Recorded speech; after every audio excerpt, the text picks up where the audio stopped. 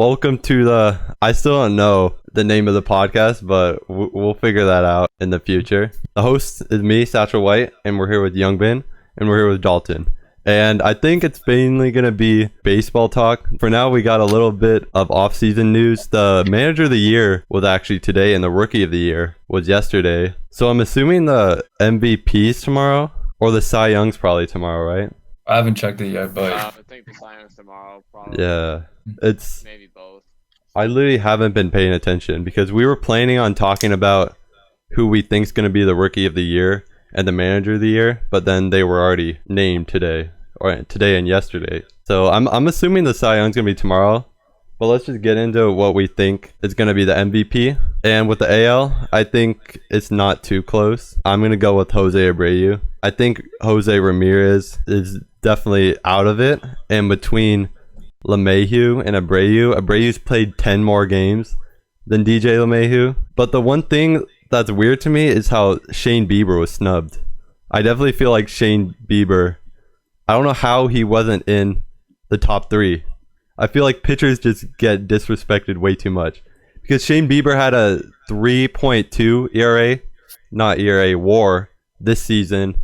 And Jose Abreu and DJ LeMahieu, the second highest WARs, was 2.8. And I don't have his ERA out here, but his ERA was well under 2, right? Shane Bieber? yeah, it was 1.63. 1.63, yes. That was what I was most confused about. I don't know how he was not MVP or at the very least in the top 3. I think the last time a pitcher was MVP was 10 years ago. It was Kershaw. I feel like you have to have the perfect season for a pitcher if you want any chance with MVP. Because I would honestly go with him as MVP, but he's not even in the top 3, which just confuses me. But yeah, I have Jose Abreu. And do one of you guys want to take it away?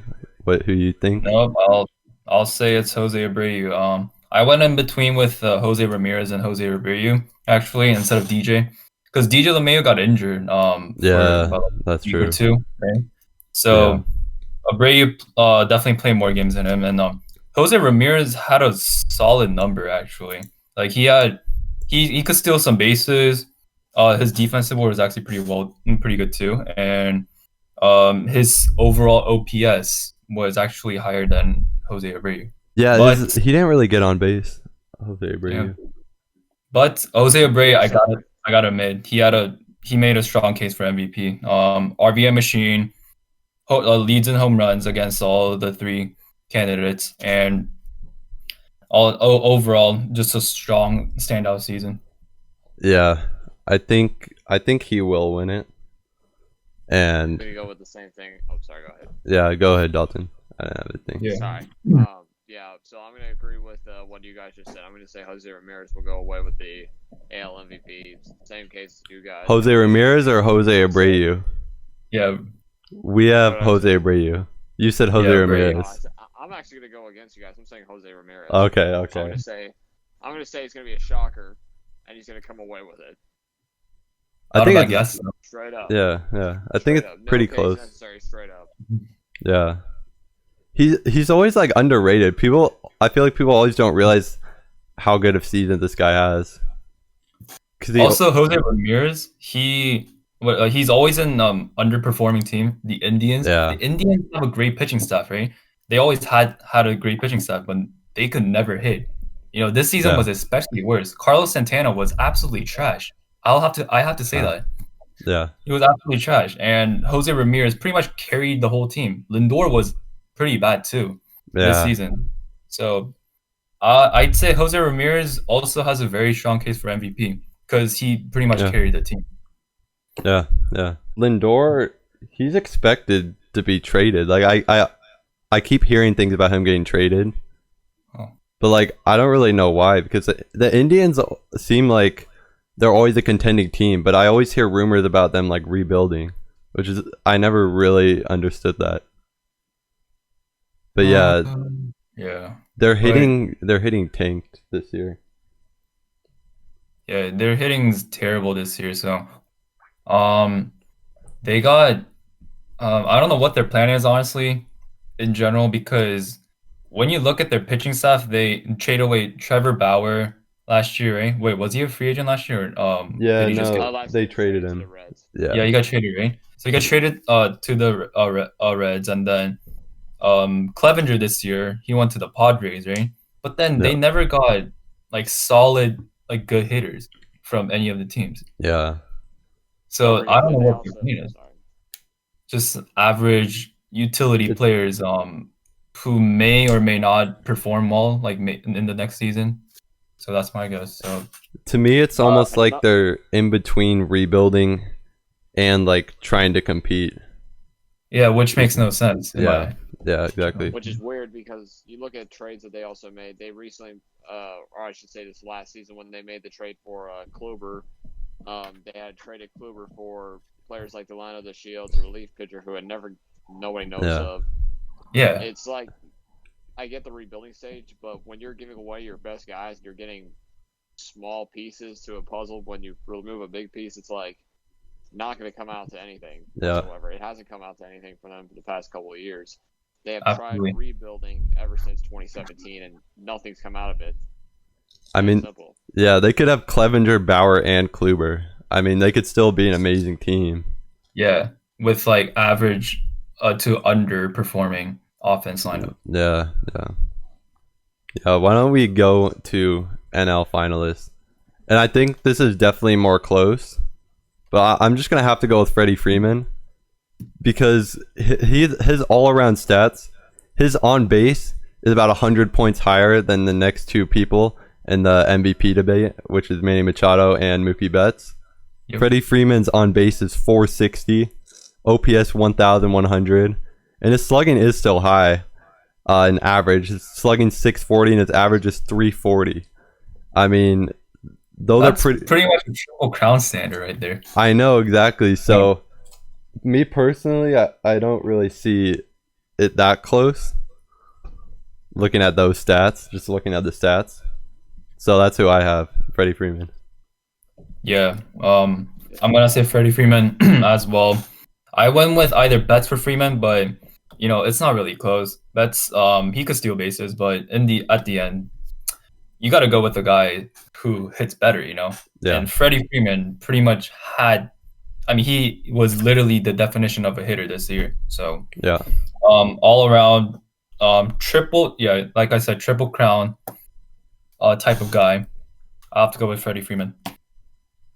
Yeah, so for me, personally, if you're talking about the MLB and who they pick for MVP, they'll usually go with the guy who impacted the team better and who led the team further. If that were the case, then I would easily pick Mookie Betts.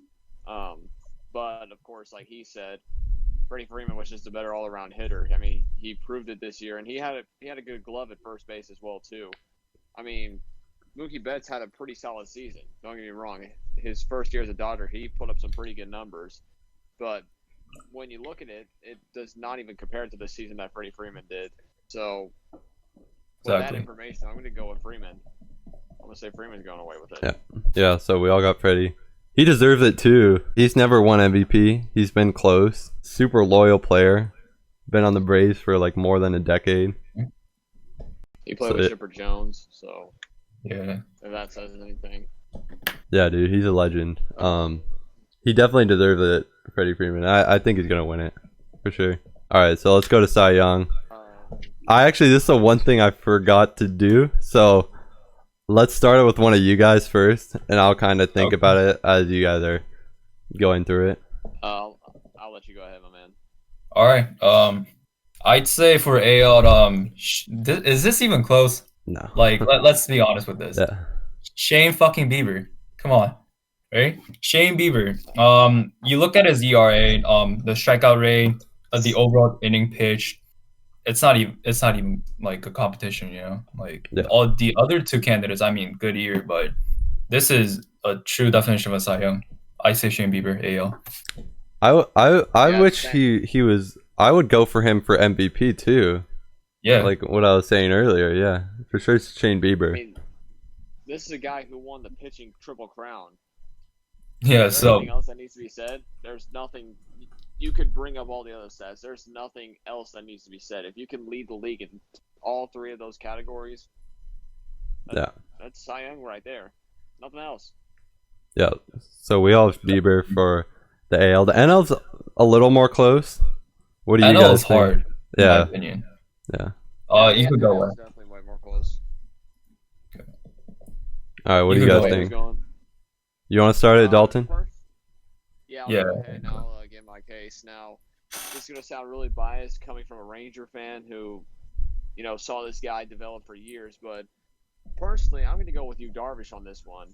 I mean, yes, you had these other guys coming in. Jacob deGrom had a pretty good year. I mean, you talk about a guy who in a short season went 4-2 with a 2.38 ERA. I mean, that's a really good season. Don't get me wrong. But then you go to Darvish. I mean, this guy's season is just insane. A 2.01 ERA with 93 strikeouts in just 12 starts. I mean, this is coming from a shortened Corona season for a pitcher where challenges are way more harder. You're in a generation where you're going to get taken out more early, more consistently. You, Darvish, takes that plan and he just goes into action with it. And he's proven it this season that he can continue his career the way he's been doing it for the past 5 years. So you, Darvish, definitely, in my opinion, Cy Young Award winner. Okay. I went back and forth with every single one of these Cy Young candidates for NL. At first I was thinking of DeGrom, and then I switched to Darvish, and then I switched to Bauer. But I'll say why DeGrom at first. Because DeGrom, I mean, he's a 2-time Cy Young winner. Great pitcher in general. He throws hard every single year. In terms of velocity, this year I think he topped out at in average 98.6 or 7. It's just insane for his the starting pitcher, and the consistency behind him. So DeGrom was in my mind first, and then when I switched to Darvish, I looked at his FIP. It's like FIP. That's like fielding independent pitching, where you don't rely on the fielders. And he had the lowest ERA, in terms of that. So I had to, I went with Darvish the second time, and then I switched back to Bauer because Bauer had an insane WHIP, walks, let's pitch, inning pitch.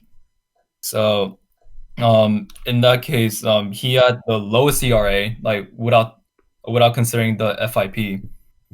But they were easy teams, so. But at the same time, it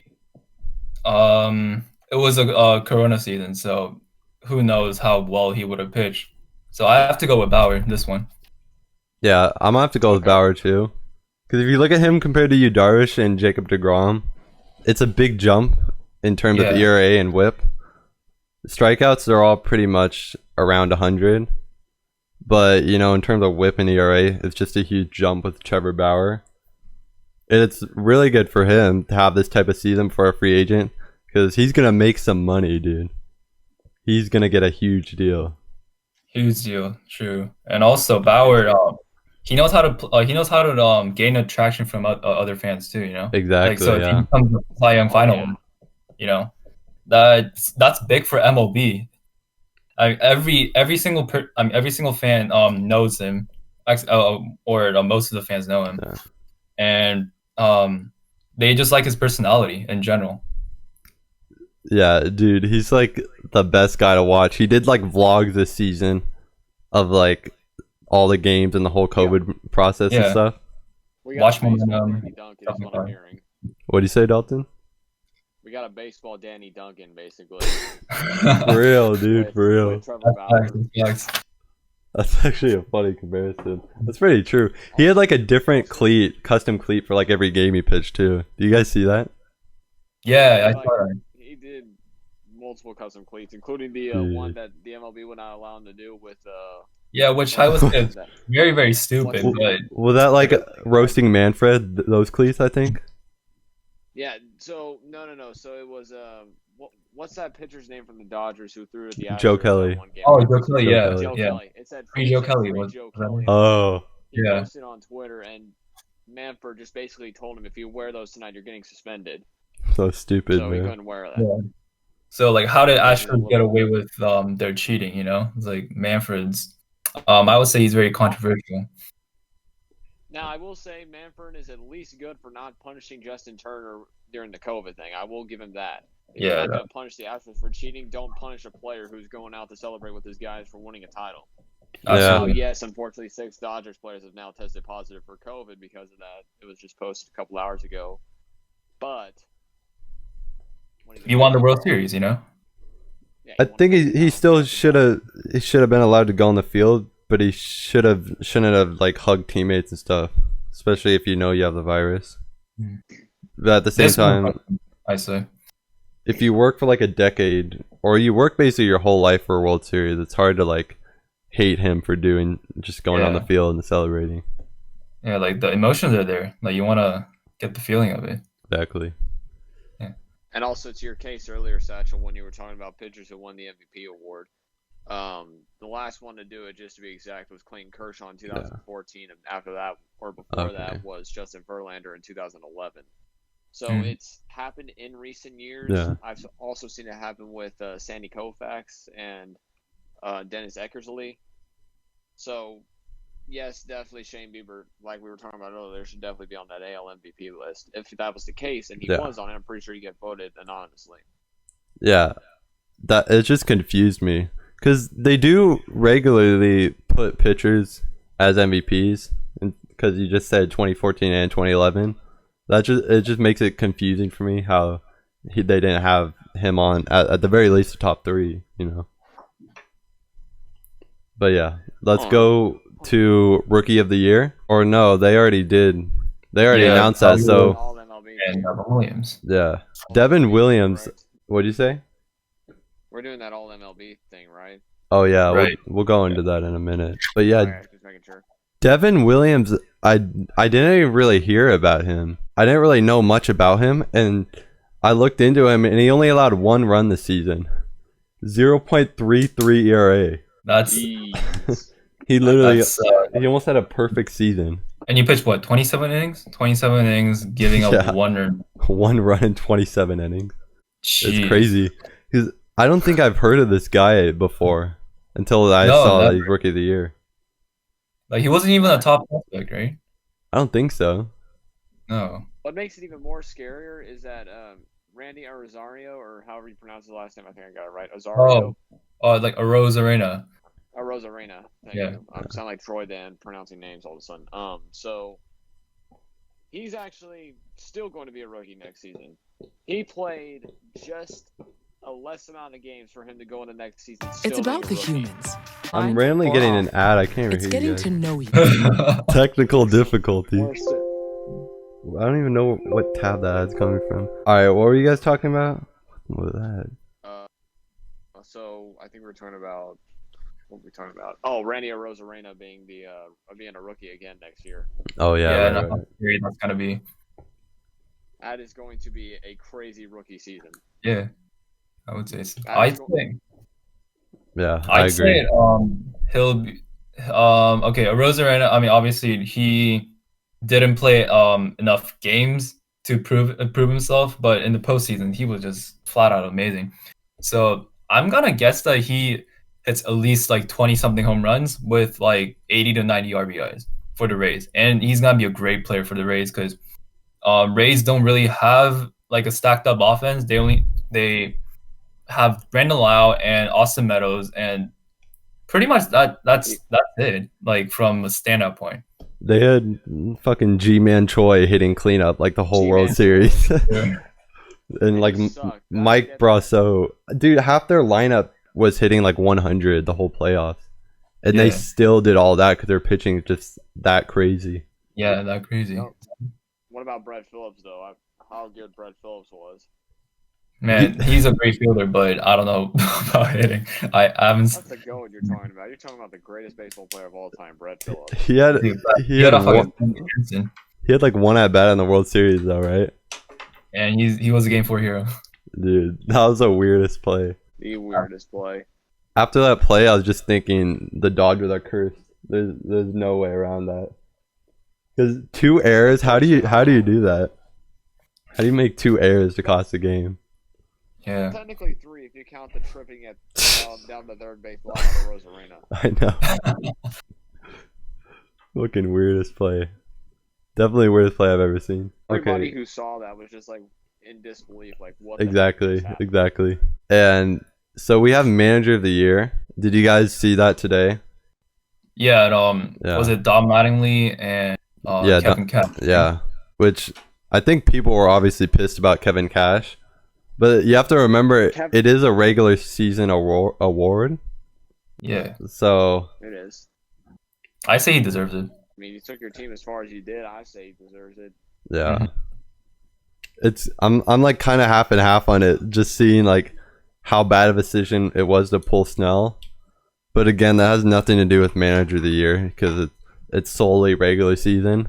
And then yeah, Don Mattingly deserved it. How do you take a Marlins team to the NLDS? That's a straight up rebuilding team. Like that's the definition of it. Not only that, they like all had COVID at the beginning of the season, so like they had to get a ton of guys from like AA. It was just an insane miracle that happened there. I mean, honestly, when that happened, I thought the 2020 season was just going to get canceled automatically. Yeah. There's going to be no 2020 season. Everybody's going to stop playing, and then the COVID spreads would have just gotten 15 times more worse than before. Yeah. No. Most people were thinking that the season wasn't even going to happen because of. Same here. That's what I thought at first. Yeah. The Cardinals didn't play for like 2-3 weeks, right? Yeah, it's like Remember 2 weeks that? with no games, and I think they had to catch up on the double headers. Yeah, I know, dude. The weird ass season. Free agent predictions. So we got Bauer, Realmuto, George Springer, Ozuna, DJ Mayhew, and Marcus Stroman. So let's start off with Trevor Bauer. Did you guys see his recent Instagram picture? No, I haven't, but he like trolled people. You guys should check it out right now. It's a Lids photo. He partners with Lids, and it's like a photo with him in like 10 different hats of all like possible free agent destinations: Red Sox, Angels, Yankees, Dodgers, Mets, Blue Jays, Reds, Astros, and White Sox. So I don't know. It kind of seems like a hint because those are all like possible teams. Photo, my team can't make it. I thought the Padres would make it. Photo, the Rangers can't make it. Dude, I don't know. He's just trolling people at this point. Though they're all like the teams he's rumored to go to in that photo. But yeah, so what do you guys think about Trevor Bauer? Where do you guys think he's gonna go? Okay. Yankees? The Yankees. I mean, the pitching staff on the Yankees is. I mean, they have Garrett Cole, obviously. You have Garrett Cole and Tanaka, but besides that, who else is gonna really help you out? The thing is, the pitching staff has not been. Go ahead. Sorry. No, you go ahead first. I mean, as much as there's, a lot of talent around the Yankees, obviously with their hitting, that usually makes up for their pitching. It's not going to help every single game. I'm sure the Yankees know that. I mean, they have not been to the World Series since 2009. They're probably looking to get somewhere with the team that they have right now and look to build on it. Trevor Bauer would probably be a great add-on to the Yankees, and I feel like the Yankees are going to sign him. The Yankees had Luis Severino and Domingo Germán, but I believe Domingo Germán got suspended, and Luis Severino's back at it again with Tommy John. So but those two solid pitchers are out. But I say the Yankees is a good prediction because they have all the money in the world. I mean, highest payroll. Is it after the Dodgers' highest payroll? But it's like within the top 5. Yeah, so I think it's the second highest payroll, the Yankees. Second highest, right? Yeah. So they could definitely afford Trevor Bauer if they wanted. That you think the Yankees too, or? Yankees is a good prediction, but I'd say, Dodgers may have a chance, but it's more of a good fit with the Angels, is like in my opinion. Yeah, let's get it. Because Angels have no pitching staff. Let's be honest here. Yeah. Besides Julio Teheran and Andrew Heaney, which are both average pitchers. Below average, dude. Yeah, below average. I personally think this is like a huge toss-up. I think it's just gonna go down to whatever team presents the best contract. because there's no really hint of like where he wants to go. And I think he's definitely doing that on purpose to get every team to offer him a lot of money. So I think it's really hard to predict like one team. As much as I would love to predict the Angels, it's a little weird this offseason for them because they just fired their GM Billy Epler. So they're leaving it right now to like the owner to try to do the decisions, and he's like the worst owner already, so he can't really make any decisions for himself. So with that, I would go with the Padres instead as a bigger chance, because he does have a few friends over there, Clevenger, Machado.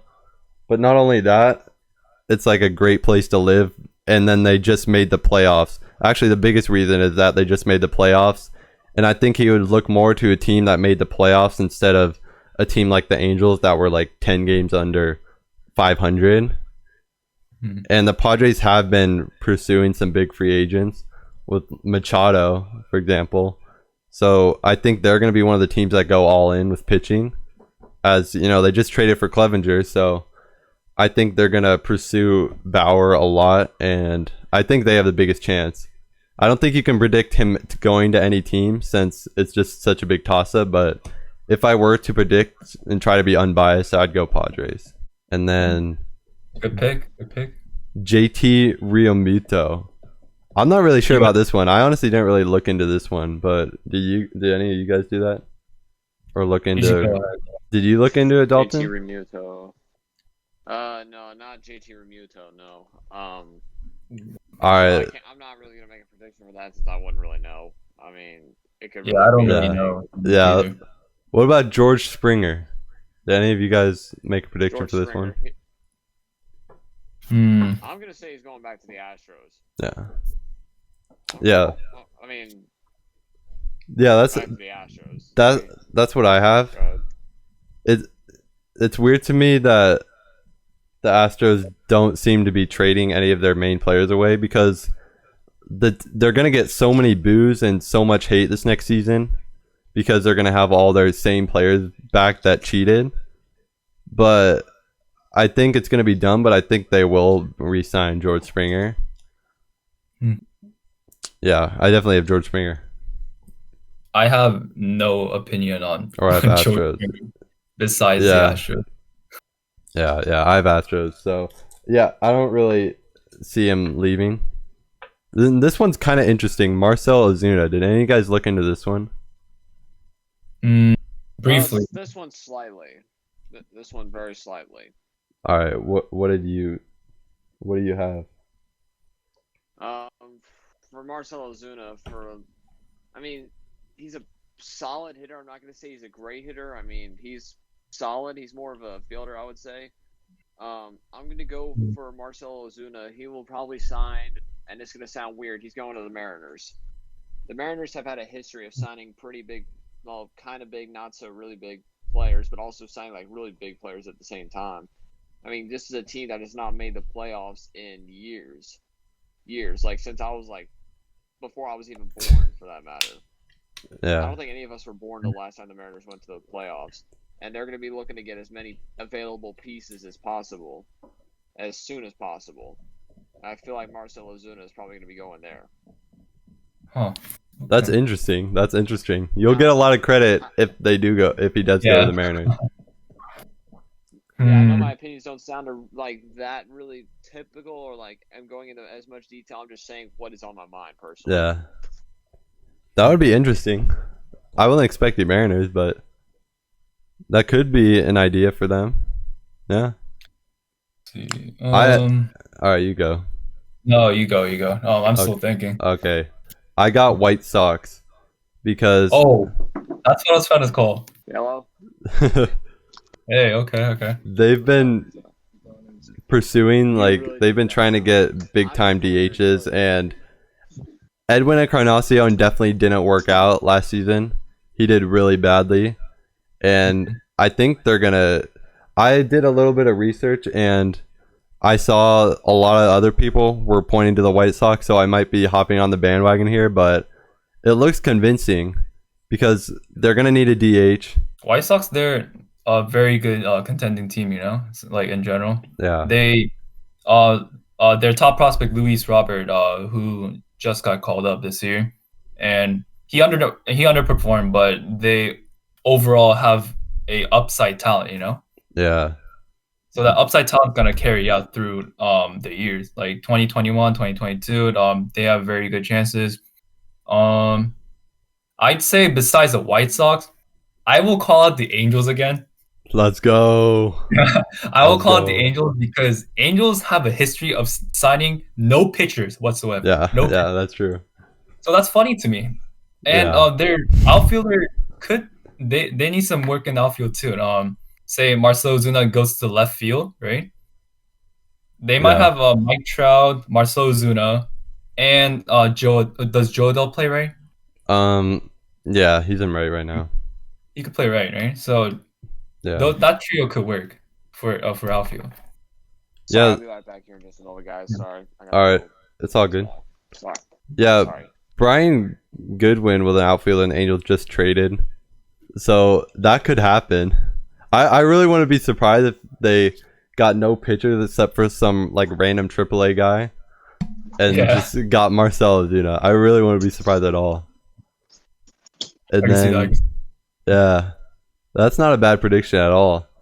And now I got DJ LeMahieu. Did you look into him? DJ LeMahieu. I'm on a podcast right now.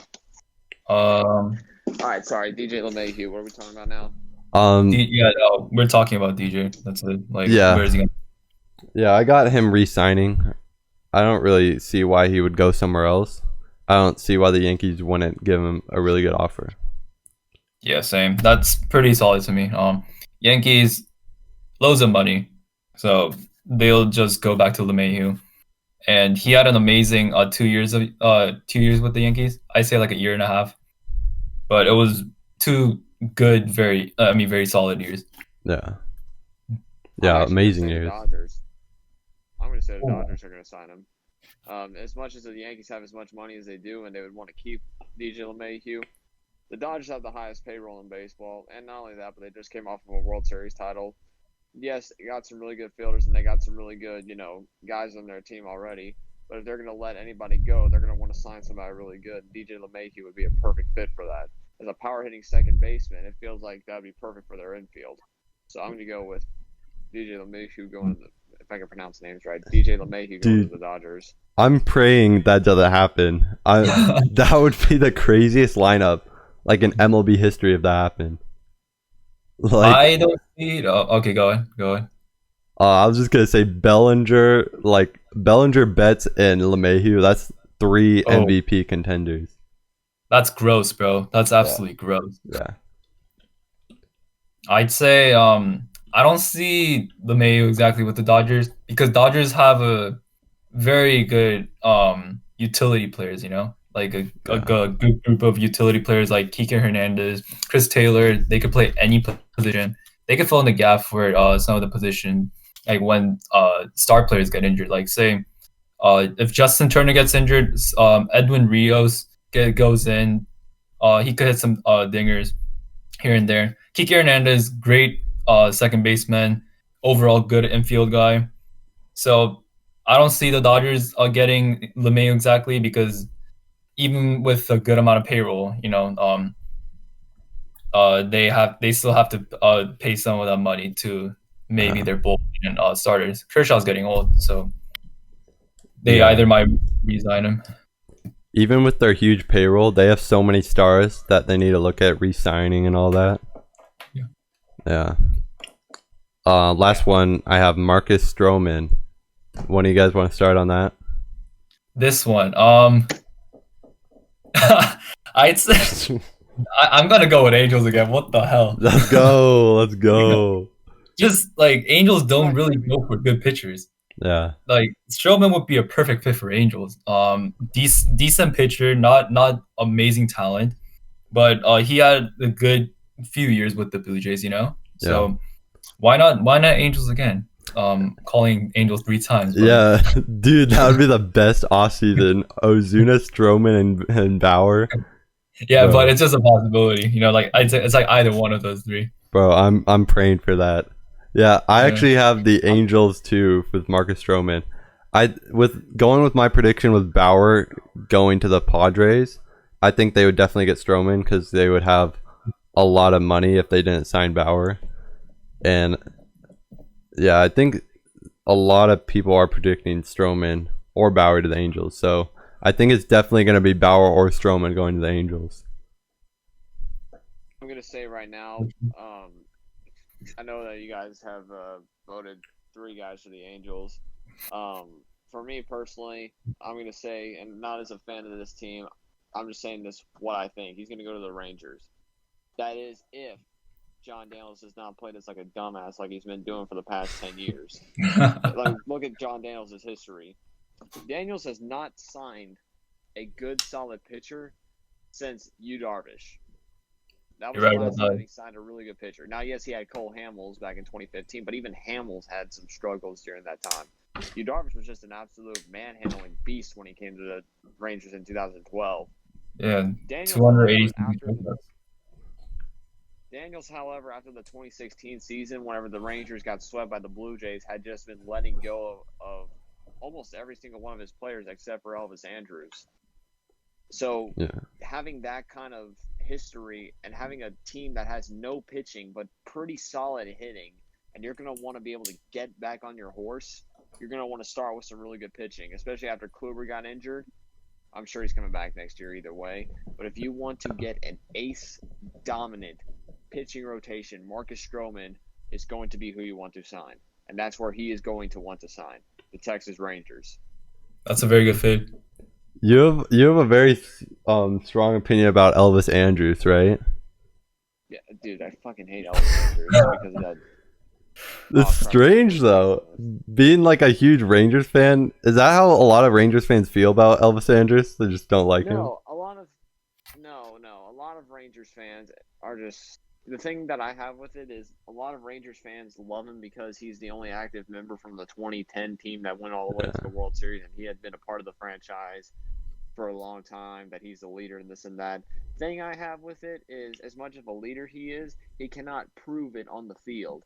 He used to be able to prove it on the field in the regular season, but that 2015 playoff was that's what I was not thinking. just a one-time thing. I'm not saying that to be a one-time thing where it happened and then I just hate him because of that. No, after that 2015 playoff, it continued to sprawl out of nowhere. He just continued to just break into pieces as the years went by. Didn't he make three errors in one inning? That one play. Four errors in one. Four. Jeez. Oh, no, hang on, wait. No, it was 3. Never mind. Odor made that's what I'm thinking. 3. Yeah. Wait, wasn't it 3 combined in 2015? Like in that one inning? Yeah, it was the one. It was like 3 plays in a row, I think. Yeah, it's like crazy. I remember this so vividly. So the first one was a ground ball to the shortstop, hit off of I think it was Martin. What's his name? Kevin Pillar. Never mind. Kevin Pillar hit a ball, dribbling easy ground ball to shortstop. Elvis booted. The next one was another ground ball right to him, also booted, easy. Next thing you know, guy bunts down the third base line. You know, Beltre gets it. Beltre, a Hall of Famer, a perfect fielder. Yeah, perfect. That was perfect bum fielding. What's that? That was perfect bum fielding by Adrian Beltre. I think it was first and second, right? First and second, and all he had to do was get that force out at third, and he did it perfectly. Perfect chest throw to third. But he lost it. I don't know how. The next one was a pop-up to Odor that he misread. He got the ball and threw it to second, but he could have caught it. Yeah. That's when, after that moment, Batista just came up and that's when the team popped up. I've never heard like a Rangers fan reaction to Jose Batista's home run. You were, of course, watching that live, right? Yeah, I was watching that. I was 13. Now, at the time, for the longest time, I got so mad because of the bat flip. For the longest time, up until a couple years ago, I was just mad at Batista for that bat flip. I was glad Odor punched him in the face the next year. I was ticked off when people, the next year when we got swept and people said, I'd rather get punched in the face in May than knocked down in October. Now, the more I started getting into it, I started realizing how much of a hypocrite I was for getting mad at that. Because Odor that same year bat flipped 3 times on different home runs that I saw, Yeah. and I never said a word about it. That's when I started realizing, okay, maybe I sound like a dummy getting mad at that. It's hard not to have emotion about it though. Like as an Angels fan, when I see other teams show a ton of emotion, like it pisses me off. But I know like I can't hate on them because that's the exact thing I want, like players to show emotion and stuff. But yeah, Of course, dude. it's just a ticked off thing. Dude, you should just be an Angels fan. Like, they don't even make the playoffs in the first place, so you don't even have to deal with that like type of pain, you know? We don't make the playoffs anymore. Oh yeah, that's true. It's not bad, man. There's no playoff heartbreak. It's not bad, man. And you guys have a World Series ring, so yeah. I don't know what that looks like still. Nelson Cruz, bro. Looks like, dude. And here's the thing. That's another thing. I know I'm probably holding the podcast up so much. There's gonna be so much trimmed out of this. But the Rangers know that they can trade Elvis Andrus because they've done it in the past. They traded Nelson Cruz 2 years later after that play because he was digressing, because he was not showing any more effort on the field. He got suspended for PEDs right at the end of the 2013 season for 30 games. They then later traded him to Baltimore for basically nothing. Nothing. That's when he started waking up with those other teams. It's weird. With Andrews, they just don't. Sorry, go ahead. Yeah, no, exactly. I'm thinking the same thing. Like, they just weirdly want to keep Elvis Andrus, but they're willing to trade everyone else. It's kind of strange. That's the thing. Like, they managed to trade Mike Napoli 3 times. Managed to trade. No, I'm sorry, not trade Hamilton. Hamilton signed with the Angels. Then he came back with us because of drug things. They traded Cole Hamels for 3 minor leaguers. They traded Yu Darvish also for 3 minor leaguers. Yeah. They traded, they traded Neftali Feliz. They traded Mitch Moreland. They traded Ian Kinsler for Prince Fielder. That was the biggest bust in baseball history, was that Ian Kinsler-Prince Fielder trade. That was the trade that could have been the biggest, greatest impact for us. But Prince Fielder's fat ass ended up not doing anything, and he got injured. Career ended. Yeah, well, that's not really Fielder's fault that he had that career-ending injury, but no, I'm not saying it was Fielder's fault. I'm sorry to call him a fat ass, but I'm saying Fielder was a great player. All right. On the field. All right, that's it for the Rangers rant. I get it though. I'm about to go off. I get it. It's a lot of years of pain. I know you gotta let it out. All right, so let's get into the all MLB team, and let's wrap it up. Do you guys? All right, let me get my laptop. Yeah, do you guys have that website? Yeah. What else? Okay. Yep. Yeah. All right. So. Handy dandy laptop. So first base, Abreu's there. Abreu, Brandon Belt, Freeman, Goldschmidt, Dominic Smith, and Luke Voigt. So it's kind of between Freeman and Abreu. Those are the 2 people I had as MVP. I'd say Freeman. Yeah, I agree. Yeah, I'm gonna go with Freeman on this one, honestly. Freeman was just unreal. Like, it was unreal OPS. Like, if you just look at that, it's like 1,100. Yeah, That's exactly. And then what about second base? Who's there at second? DJ. Oh, DJ, yeah. DJ. For sure. All right. DJ missed nearly 2 weeks of it, 2 weeks of the MLB games, but he deserves it because his stat just stands out, like, out of everybody. Yeah, dude, he's still an MVP contender after getting injured in a short season. Yeah, it's just crazy. Brandon Lau had a very consistent season, but I'd say it's DJ. It's just unreal. All right, shortstop. We got David Fletcher. Let's get it. Dave, Angels fan bias. Actually, no. I'm gonna go with Trevor. I'm gonna go with Trevor Story on shortstop. Yes, Corey Seager had a blasting season, but Story has proven to be the more consistent shortstop when it comes to these previous seasons. He has been consistently good. So story for me. I'd say Trey Turner. Oh yeah, dude. Because Trey Turner, we're looking at 2020 season. So by 2020 season, Trey Turner had an amazing year. He stole well, actually, wow, Trevor Story stolen had bases. Stolen bases and Trey Turner, surprisingly. But overall, Trey Turner with a 335 batting average, 12 home runs, 41 RBIs.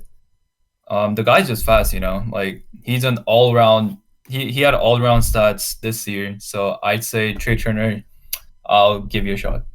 Yeah, I'm gonna agree with you. I'm gonna go with Trey Turner. Third base, we got Machado there. Also Turner, Rendon, and Jose Ramirez is there. I'm going to say Jose Ramirez for this one. Yeah, I'm gonna have to agree with Jose Ramirez. Yeah, Jose Ramirez. I looked at Manny Machado at first, but now after realizing Jose Ramirez was there, easily Jose. Yeah. Catcher. Catcher. Travis d'Arnaud, Austin Nola, Salvador Perez, Will Smith. I'm gonna go Salvador Perez on this one.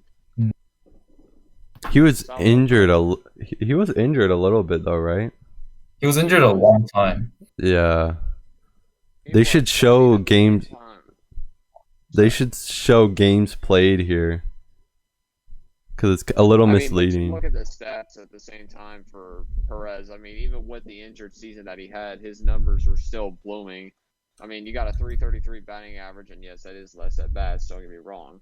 Yeah. But you also still have 11 home runs, 32 RBIs, and a stolen base to go on with that.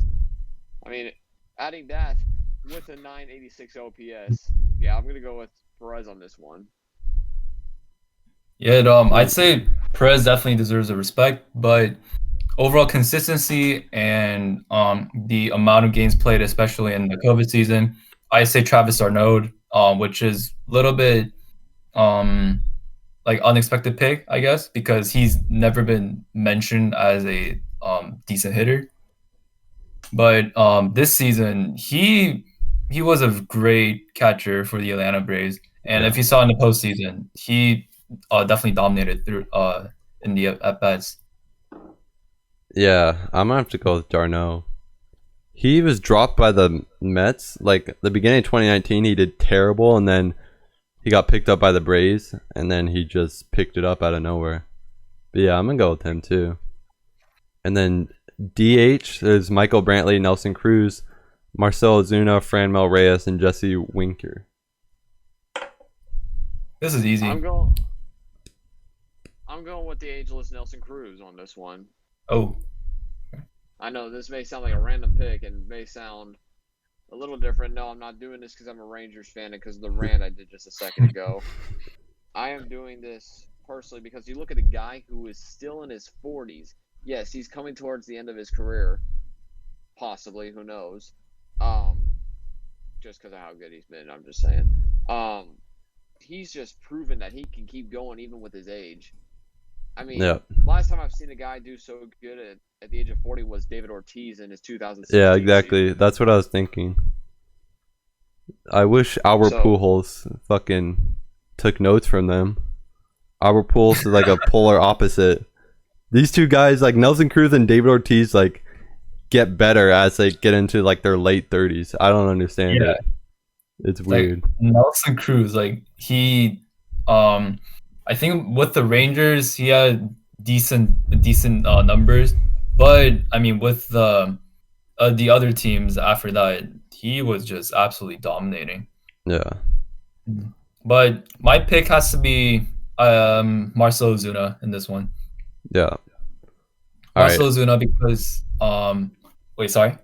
Oh no, I agree. That's what I was gonna say. Oh, okay.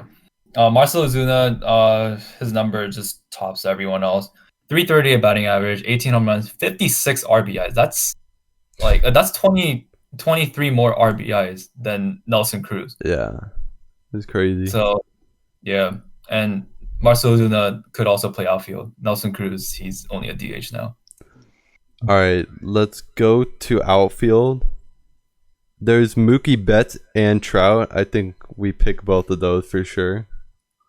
Yes. Yeah, same here. Yeah. I'm gonna go with all three guys being the guys who have over $300 million contracts. So, adding that, I'm going with Bryce Harper.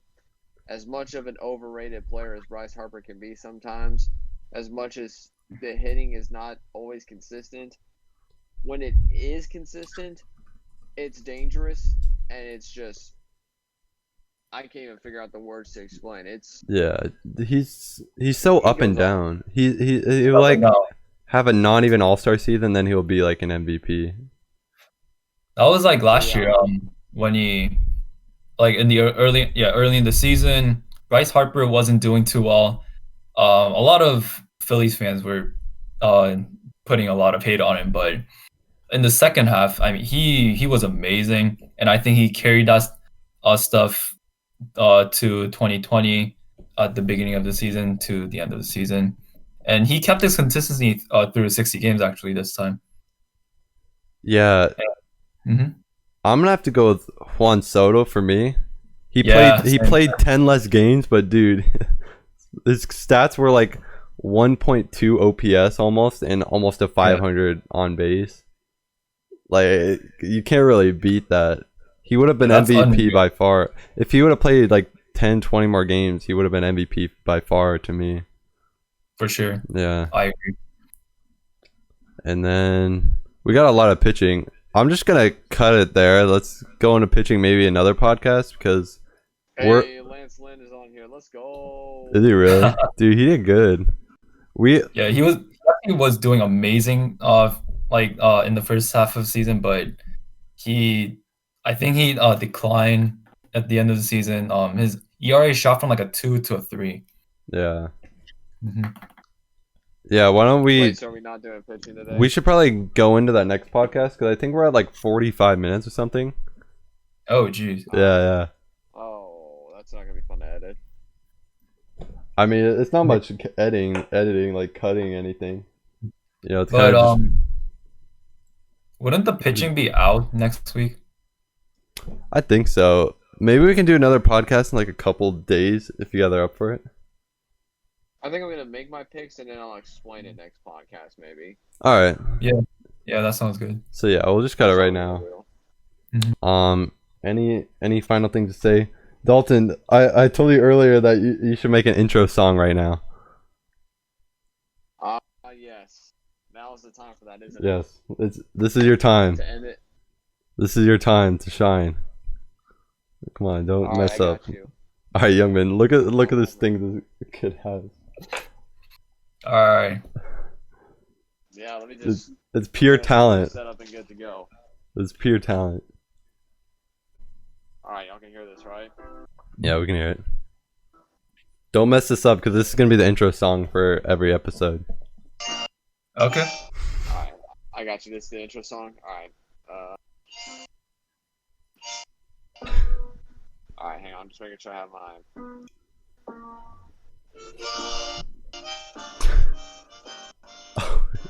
He's actually playing a good song. It's a good song, yeah. I didn't know you could actually fucking play both the instruments at the same time. That's pretty legit. Alright. Have you really? Just for that moment?